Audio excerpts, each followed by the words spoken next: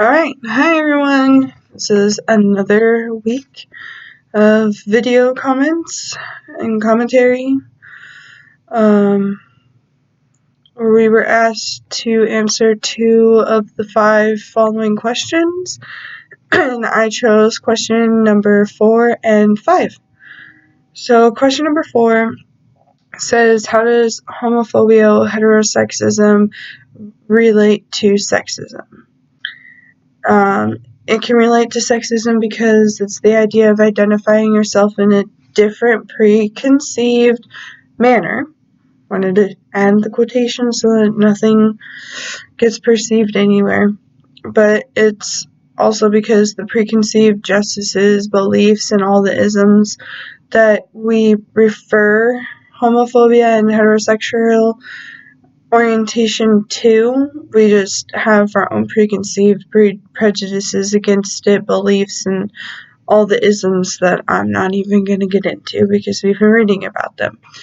But we have this preconceived that every gender is the only gender and there's nothing else about it, so everyone that's different, we automatically assumed that we're automatically use homophobia and heterosexism because of our preconceived ideas that are already engraved in our mind because of all of the education that we don't have.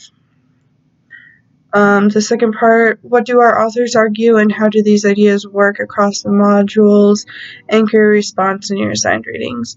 So I just kind of said that these all work with all the other modules because everything we have learned so far, the identities, the sexism, racism, prejudices, beliefs, stereotypes, class, all of that, they all interconnect with one another one way or another. Granted, some happen more frequently than the others and some are more obvious than others, but either way, they all interconnect with one another and they make one more known or worse than the other, but all in all, it causes race, privilege, and power, which is what the class is about. All of this literally causes race, privilege, and power. The need that one race is more dominant than the other, when in reality, it doesn't need to be that way. We're all equal. I mean, we read it in one of the, I don't know if it was last week or the week before, but it literally says that we're all the same except for 1%. So, I mean, it doesn't need to be that way. And then question 5 says, discuss racism and sexism specifically as it relates to feminism. How are the issues similar, different, and are there issues women of color face that white women don't? Use the text. So I kind of said all men when in reality, wait, hold on, my bad. I forgot to scroll up. Racism and sexism relates to feminism because it can be perceived that we hate all men when in reality we're just trying to better the women community. What I mean by that is, in the article from this week, it says that feminism is,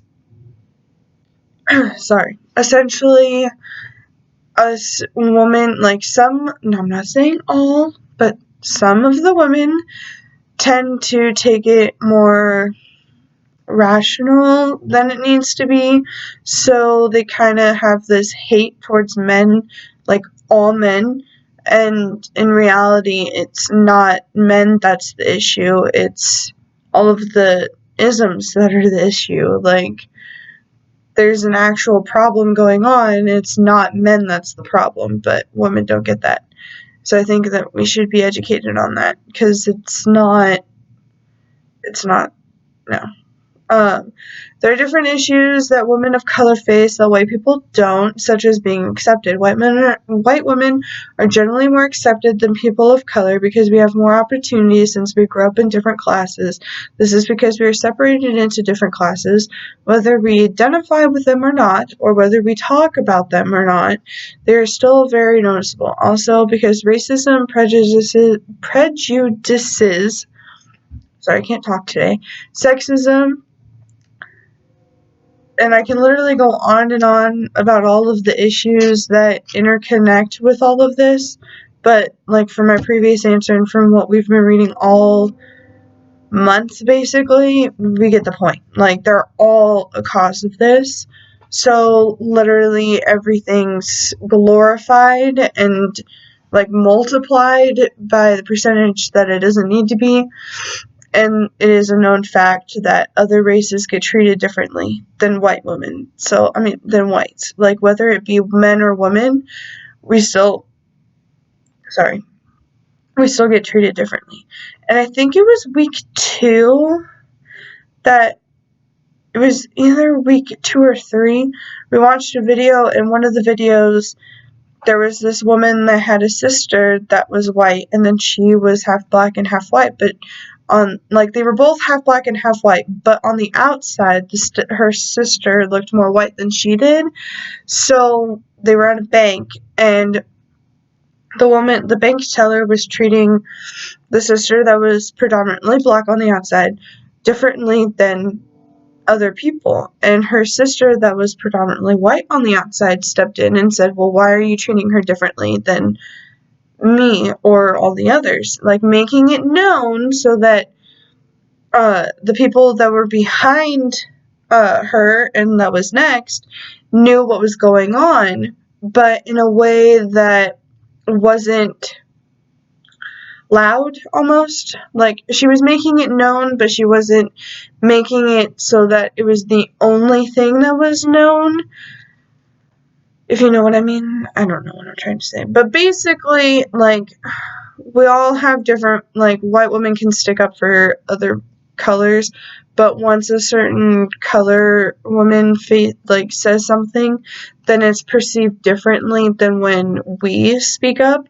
And that's what the video was coming across. It was trying to say, like, she could have done what her sister did, but since she's predominantly black, it would have been taken a whole different way than when her sister, who is predominantly white on the outside, it didn't get perceived that way. So, we still have, like, I don't know. That's basically what I'm trying to say, and it's not coming across right. So, hopefully, it makes sense. But that's kind of what I've been saying. It's just, the issues are, I don't really see a similar issue besides they're all interconnecting with one another. But that's all I have for this week. Leave your comments down below, and I will try to answer them. Have a good one, guys.